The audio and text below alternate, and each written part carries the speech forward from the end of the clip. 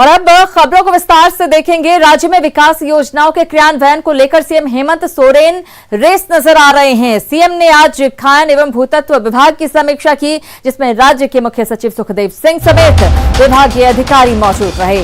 खान भूतत्व विभाग की समीक्षा के दौरान सीएम हेमंत सोरेन ने राज्य में अवैध खनन पर हर हाल में रोक लगाने के साथ साथ खनन क्षेत्र के गांव में पीने का शुद्ध पानी मुहैया कराने के भी आदेश दिए हैं। वहीं सीएम हेमंत सोरेन ने आज वन, पर्यावरण एवं जलवायु परिवर्तन विभाग की भी समीक्षा की। सीएम हेमंत सोरेन 2 दिसंबर से ही सभी विभागों की सिलसिलेवार समीक्षा कर रहे हैं। 18 दिसंबर तक सीएम अलग अलग विभागों की समीक्षा करेंगे।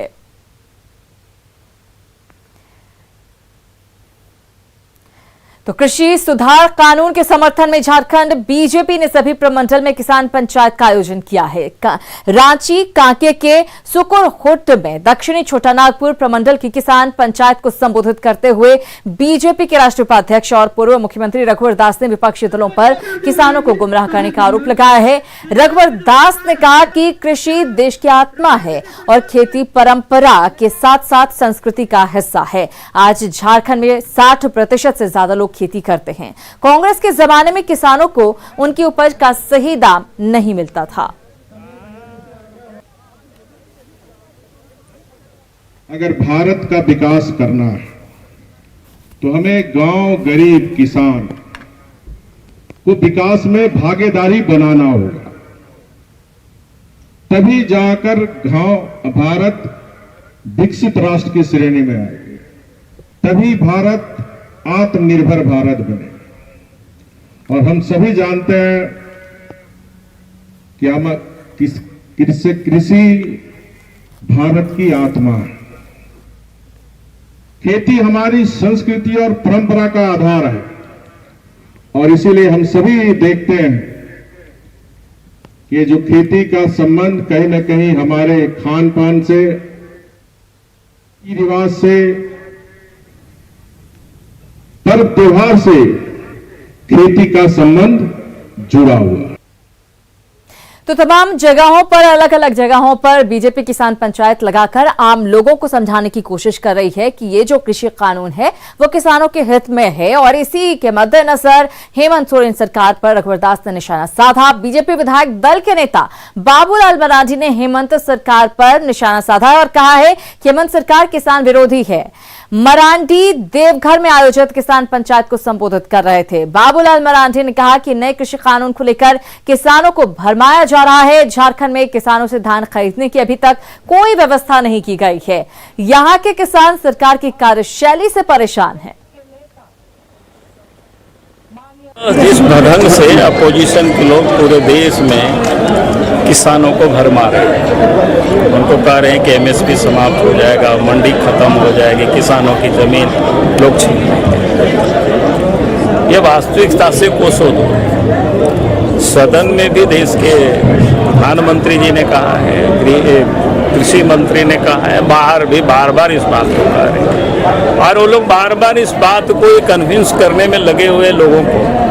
हालांकि कहीं भी कोई कन्विंस नहीं है। जहां उनके राज है तो जबरदस्ती लोगों को ढो करके वो लोग विरोध कर रहे हैं। और इधर किसान पंचायत के दौरान पूर्व सीएम रघुवर दास ने हेमंत सरकार पर बड़ा हमला बोला। उन्होंने कहा कि झारखंड को बलात्कारियों का प्रदेश बना दिया गया है। इस बयान पर हालांकि जेएमएम की तरफ से भी पलटवार किया गया है। तो किसान पंचायत को संबोधित कर रहे थे रघुवर दास और इसी दौरान झारखंड के पूर्व सीएम रघुवर दास ने हेमंत सरकार पर बड़ा हमला बोलते हुए कहा है कि प्रदेश को बलात्कारियों का प्रदेश बना दिया गया है।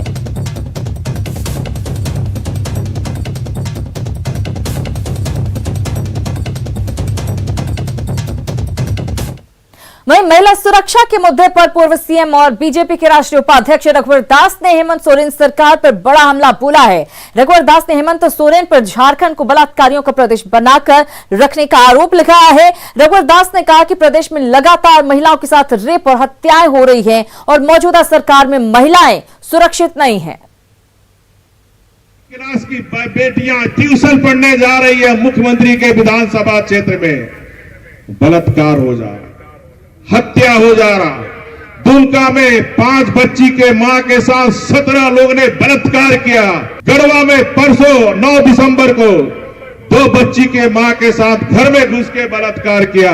ये राज्य को पूरे देश में बलात्कारियों का प्रदेश ये हेमंत सोरेन ने बना के रख दिया, जहां हमारी माताओं और बहनों की नारी शक्ति की इज्जत नहीं है। पूर्व सीएम रघुवर दास के आरोपों पर जेएमएम ने पलटवार किया है। पार्टी के केंद्रीय महासचिव विनोद पांडे ने रघुवर दास के बयान को राजनीति से प्रेरित बताया है। उन्होंने कहा कि ये राजनीति का विषय नहीं है, बल्कि प्रदेश में महिलाएं कैसे सुरक्षित रहें उस पर चिंता करने की जरूरत है, जिसे लेकर हेमंत सरकार गंभीर है। तो रघुवर दास के बयान पर जेएमएम की तरफ से पलटवार किया गया है। रघुवर दास जी का बयान कहीं न कहीं राजनीति से प्रेरित है। ये राजनीति करने का विषय नहीं है और राजनीतिक चर्चा भी इन विषयों पे नहीं होनी चाहिए। हमारी चिंता है, सरकार की चिंता है, पुलिस विभाग की चिंता है कि इस राज्य में हमारी माँ बहनें कैसे सुरक्षित रहें, इस राज्य के लोग कैसे सुरक्षित रहें। लेकिन भारतीय जनता पार्टी की चिंता राजनीति है। और इधर चारा घोटाला मामले में सजायाफ्ता लालू प्रसाद की सेहत को लेकर बड़ा अपडेट सामने आया है। रांची रिम्स में इलाज करा रहे आरजेडी अध्यक्ष की किडनी फंक्शनिंग तीसरे से चौथे स्टेज पर चिंताजनक स्थिति में पहुंच गई है। रिम्स में पिछले 2 साल से उनके स्वास्थ्य पर नजर रखे डॉक्टरों की टीम के हेड डॉक्टर उमेश प्रसाद ने न्यूज 18 से बातचीत में बताया कि जब लालू प्रसाद रिम्स में इलाज के लिए पहुंचे थे तो उनकी किडनी फंक्शनिंग तीसरे स्टेज पर थी, लेकिन बढ़ती उम्र और स्वास्थ्य कारणों से अब उनकी किडनी फंक्शनिंग की स्थिति जो है वो चौथे स्टेज पर पहुंच गई है। वे लोग नेफ्रोलॉजिस्ट से इसकी सलाह ले रहे हैं और जरूरत पड़ेगी तो एम्स के डॉक्टरों से भी संपर्क किया जाएगा।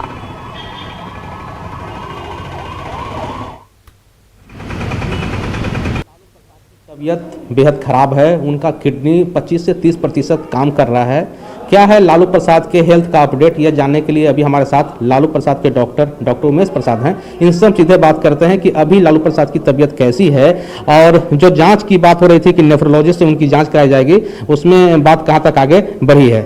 सर ये बताइए अभी कैसी स्थिति है लालू प्रसाद जी की? लालू प्रसाद जी की जो किडनी की पोजीशन है वो तो चेंज नहीं हुई है, रातों रात तो बदलने वाली नहीं है। जैसा मैंने पहले आपसे भी कहा था या और प्रिंट मीडिया के साथियों से कहा था कि हमारे यहाँ जो नेफ्रोलॉजिस्ट हैं उनसे हम विचार विमर्श करेंगे। आज हमने कॉल लिख के दिया था और मैं तो ओपीडी में हूँ आज, लेकिन मुझे सिस्टर से दूरभाष पर ये जानकारी मिली कि वो आई थी, उन्होंने मरीज का अवलोकन भी किया है और उन्होंने कहा कि मुझे पिछले कुछ रिपोर्ट्स चाहिए। तो चूंकि वो उच्च श्रेणी बंदी है, उनका रिकॉर्ड ओपन में नहीं रखा जाता है, वो लॉक एंड की में रखा जाता है। तो उसको निकाल के कल उनको जो है कि उनके साथ विचार विमर्श किया जाएगा और आगे का फैसला लिया जाएगा। और इधर एक बात आ रही है, मैं आपके साथ साझा करना चाहता हूँ कि अगर मान लीजिए कि हमारी जो नेफ्रोलॉजिस्ट मित्र हैं, अगर वो कहेंगे या कहेंगी कि आगे हम लोग और विचार विमर्श कर सकते हैं, तो हम लोग एम्स के डॉक्टरों से भी विचार विमर्श करेंगे। मैंने इसके लिए मैं एक प्रस्ताव आगे बढ़ाऊंगा। जैसे खान पान में बहुत अत्यधिक मैंने की कटौती की जाए तो सुधार होगा, लेकिन ऐसा नहीं है कि यह सामान्य हो जाएगा। तो लालू प्रसाद के डॉक्टर नेफ्रोलॉजिस्ट यह फैसला लेंगे कि उनका इलाज यहाँ किया जा सकता है या फिर किसी बड़े अस्पताल में भेजने की जरूरत होगी। कैमरामैन अमित के साथ उपेंद्र, न्यूज 18 रांची। बड़ी खबर रांची से। रांची नगर निगम में बवाल हुआ है। टेंडर को लेकर दरअसल निगम में हंगामा हुआ है। वेंडर मार्केट के पार्किंग का ये टेंडर है जिसको लेकर हंगामा हुआ है। निगम ऑफिस में से लेकर जमकर धक्का मुक्की हुई है। निगम ऑफिस में लाठियां भी भांजी गई हैं टेंडर को लेकर। अटल वेंडर मार्केट के लिए दरअसल टेंडर होना है। फूड कोर्ट और पार्किंग का ये टेंडर हो रहा था। ओम प्रकाश हमारे साथ जुड़े, उनसे लेंगे ज्यादा जानकारी। ओम प्रकाश, आखिर बात इतनी कैसे बढ़ गई, बताएं। जिस तरह से पूरा मामला आज आया, आज अटल वेंडर मार्केट के पार्किंग और फूड कोर्ट का टेंडर था, उसी में जो लोग थे वो पहुंचे हुए थे टेंडर डालने। उसी मामले को लेकर विवाद हुआ, जहां दो पक्ष आपस में भिड़ गए और उसके बाद दोनों के बीच जमकर मारपीट हुई। हालांकि मामले को लेकर पुलिस वहां देर से पहुंची, जिस वजह से मारपीट में जो भी आरोपी थे उन लोगों की गिरफ्तारी संभव नहीं हो पाई। हालांकि अभी तक किसी भी पक्ष की तरफ से कोई मामले की लिखित शिकायत नहीं की गई है। हालांकि निगम की तरफ से जरूर पुलिस को पूरे मामले से अवगत करा दिया गया है, लेकिन जिस तरह से पूरी मारपीट हुई वो कहीं ना कहीं सवाल करता है कि जब टेंडर बिल्कुल इस मारपीट को देखकर सवाल खड़े होते हैं कि सही तरीके से भी काम हो सकता था, आखिर इसकी क्या जरूरत आन पड़ी। बहुत धन्यवाद ओम प्रकाश इस जानकारी के लिए। खबरें अभी और भी हैं, फौरन हाजिर होते हैं, आप कहीं मत जाइएगा।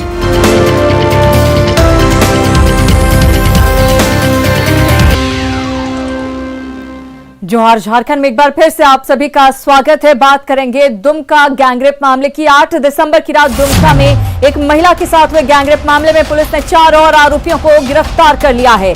गिरफ्तार आरोपियों में एक नाबालिग भी शामिल है। अभी तक इस मामले में 8 आरोपियों की गिरफ्तारी हो चुकी है। पुलिस ने बताया कि पूरे मामले में 17 लोगों की संलिप्तता की बात कही गई थी, लेकिन पुलिस जांच में 13 लोगों के शामिल होने की बात सामने आई है। बाकी आरोपियों की गिरफ्तारी के लिए पुलिस लगातार छापेमारी कर रही है। आपको बता दें कि इन लोगों ने महिला के पति के सामने ही गैंगरेप की घटना को अंजाम दिया था।